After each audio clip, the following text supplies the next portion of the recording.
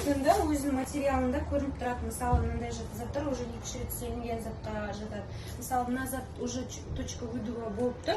Мына жерде сызық болады, олар қабылданады. Ал мына жерде точка болатын болса, если упаковкада сыртының артында, то ол жатпайды. Ол, значит, уже переработанный? Мысалы, мынаны кейін переводка жасаған кезде жоғары температурада Жарылып кетеді.